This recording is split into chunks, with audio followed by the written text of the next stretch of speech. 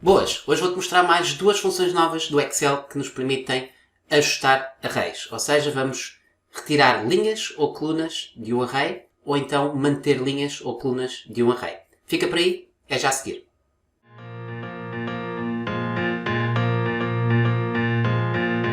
Olá, bem-vindo a mais um tutorial. Eu sou o João Teixeira e hoje vou-te mostrar mais duas funções que vêm dentro do novo leque de funções que o Excel traz e que tenho estado a mostrar nos últimos tutoriais dos últimos tempos, e hoje vou então falar sobre as duas funções que nos permitem excluir linhas ou colunas de um intervalo ou manter linhas ou colunas no intervalo.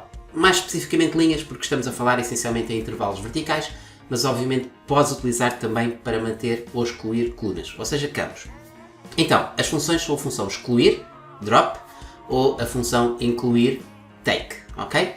Eu gosto muito dos termos em inglês, confesso, drop and take, e literalmente aquilo que elas fazem é exatamente aquilo que está incluído no nome da função, ou seja, a excluir para excluir linhas ou colunas do intervalo e a função incluir para incluir linhas ou colunas do intervalo. Então, vamos passar para o Excel para eu te mostrar o detalhe destas funções que são muito simples e muito fáceis de trabalhar. Até já! Ora, já estamos então no nosso fecheiro do Excel e neste exemplo vou-te mostrar logo as duas funções e, como podes ver, temos então a função drop, que é excluir, e a função take, que é incluir. Então, neste sentido, vamos ter aqui uma tabela e esta tabela eu já tenho estruturada como tabela, ou seja, vai-se chamar a tabela vendas, e aquilo que eu pretendo é, basicamente, ter um novo intervalo, onde neste intervalo vou excluir algumas linhas e no próximo intervalo, ou seja, aqui à frente, vou incluir algumas linhas. O objetivo final vai ser ter um intervalo dinâmico que de um lado exclui linhas e do outro inclui. Ou seja, vais ter sempre os extremos opostos deste intervalo. O que pode ser interessante para criar alguns mapas com gráficos, por exemplo, ou alguns dashboards com esta indicação. Então, vamos começar com a primeira função, que é muito simples. Aliás, as duas funções são muito simples porque são literalmente o oposto uma da outra. Funcionam exatamente da mesma forma. Então, vou começar com a função excluir. Excluir. Muito bem, então a nossa função tem 3 argumentos e a função incluir também vai ter exatamente os mesmos argumentos. Começamos por indicar qual é que é a nossa matriz, ou seja, a tabela, o intervalo, pode ser um intervalo dinâmico, ou seja, um array dinâmico, podes escolher aquilo que quiseres. Eu vou então escolher a minha tabela, vendas. Muitas vezes esta função pode ser utilizada para excluir, por exemplo, o cabeçalho de uma tabela, ou seja, imagina que escolhes todos os valores da tabela.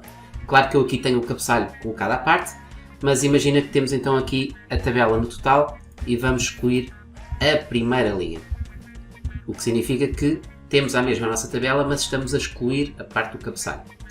Se eu colocar apenas a tabela vendas, sem a função excluir, com todos os detalhes, como podes ver, aparece o cabeçalho. O que significa que a função excluir vai permitir então retirar o número de linhas que tu quiseres, neste caso a primeira linha, e retiramos o nosso cabeçalho. Mas não é isso que eu pretendo para já. Ou seja, vou voltar então à minha função excluir e vou deixar só a parte dos dados das vendas e vou excluir então um número de linhas, neste caso as primeiras 5 linhas. O que significa que eu estou a excluir o mês de janeiro, ou seja, todas as linhas do mês de janeiro. Já agora, só para teres uma ideia do resto dos argumentos que a função tem, tens aqui as colunas e, obviamente, se escolheres excluir, por exemplo, a primeira coluna, o mês é excluído, ou seja, a coluna do mês, que é a primeira a contar da esquerda, é excluído.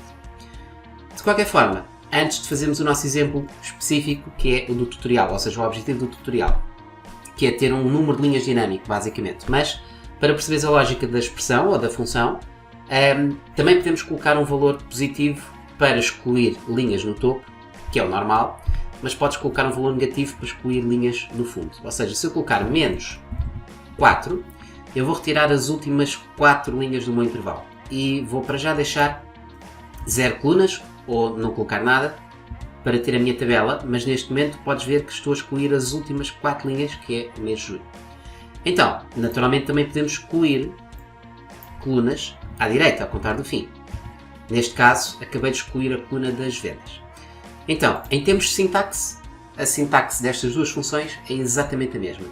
Defines o teu intervalo, defines o número de linhas que queres excluir, no topo positivo, no fundo negativo, e defines o número de colunas que queres excluir. À esquerda positivo, ou a partir da esquerda, e a partir da direita negativo. Mas o que eu quero então é trocar este número 5, que corresponde ao mês de janeiro, colocá-lo de uma forma dinâmica. O que significa que eu posso escolher um determinado mês para excluir no meu intervalo. E esta solução pode ser uma solução bastante interessante quando queres ver apenas um conjunto de dados dentro da tua tabela. Então, em primeiro lugar, vamos recorrer a outras funções que já conhecemos e das quais eu também já fiz vários tutoriais sobre elas. Eu quero então uma lista única com o mês da nossa tabela, o que significa que vou utilizar a função exclusivos para retirar uma lista única. Vou então começar aqui, pode ser aqui ao lado, vou só puxar aqui um bocadinho para o lado do meu ecrã, porque vai ser uma lista auxiliar e por isso vou ter à parte esta lista e vou ter então uma lista de exclusivos, dos quais eu quero das minhas vendas, quero retirar uma lista exclusiva do mês. Fecho o parênteses reto e temos então janeiro, fevereiro, março, abril, maio e junho. Obviamente se tivermos mais meses, este intervalo vai naturalmente ser dinâmico. O que significa que agora eu vou colocar aqui na célula F1, por exemplo, uma lista pendente, vosso separador de dados, validação de dados, validação de dados. Vou então escolher uma lista e essa lista vai ter origem no mês ou na célula com o mês de janeiro, cardinal, para ter então a lista com os valores únicos. Ok, muito bem, então vou colocar aqui o mês de março a título de exemplo e esta lista já pode ficar ali arrumadinha no canto e focar o nosso ecrã outra vez na nossa tabela. Então agora, para eu poder utilizar este valor dinâmico, podemos pensar por exemplo na função corresponder, que é uma função útil porque nos permite escolher um valor e saber em que posição é que esse valor está na minha tabela. Mas a função corresponder devolve a primeira ocorrência do mês de março. Eu quero a última ocorrência do mês de março, porque eu quero todos os registros até ao último valor.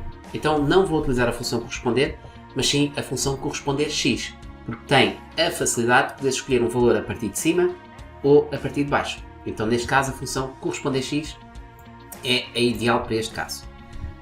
Em vez do número da linha, vou então colocar a função corresponder x, ou xmatch, quem tiver em inglês. Então, neste caso eu tenho o valor a procurar, mês de março. Esse valor a procurar, eu vou procurá-lo nos meus meses, ou seja, na tabela vendas e na coluna mês. E o tipo de correspondência naturalmente será uma correspondência exata, mas agora sim é que eu tenho a pesquisa do último ao primeiro item. Este fator é o fator decisivo para utilizarmos esta função. Menos 1.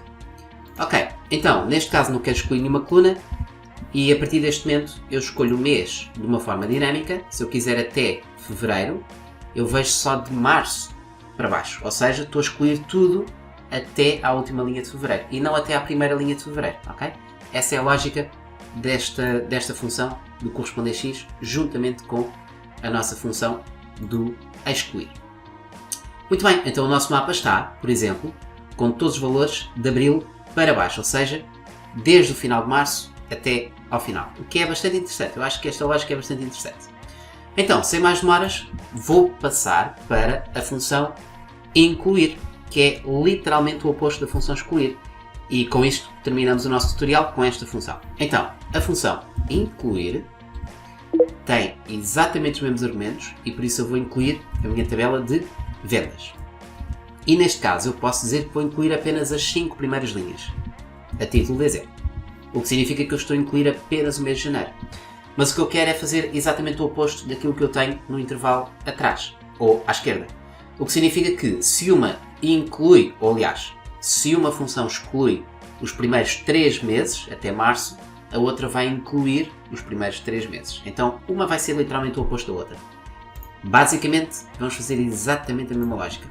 Função corresponder x, em que eu pesquiso o mesmo mês de março, vou pesquisá-lo no meu intervalo do mês das vendas, a correspondência é uma correspondência exata, mas, neste caso, quero voltar a ter a pesquisa a partir do último valor. O que significa que preciso fechar mais um parênteses e então temos literalmente aqui o ponto de transição entre uma e outra. Ou seja, é como se tivesse aqui uma linha a separar e essa linha é dinâmica para separar o intervalo. Então repara, de uma forma altamente e super dinâmica, se eu dizer assim, quero excluir até abril, só tenho maio e junho, mas aqui tenho literalmente o oposto. Acho que estas funções são extremamente interessantes para moldar arrays. Muito bem, então este foi mais um tutorial. É um tutorial relativamente pequeno, mas acho que é prático e simples para teres uma ideia daquilo que as funções fazem. Este é o meu objetivo desta série de tutoriais que eu estou a fazer, mostrar-te as novas funções de um ponto de vista muito simples para perceberes como é que elas funcionam. Depois, a partir daí, exploras e vês o que é que podes fazer com as novas funções. Então, espero que tenhas gostado, não te esqueças de subscrever o canal do YouTube e se ainda não colocaste o sininho das notificações para ter acesso a estas novidades, em última hora, fica com o sininho das notificações e não te esqueças de ativá-lo. Então, se tiveres alguma dúvida ou questão, coloca nos comentários, eu terei todo o gosto em poder responder a esses comentários e se tiveres algumas sugestões para exemplos para utilizar estas funções, também à vontade. Fica por aí e eu espero ver-te então no próximo tutorial. Até lá!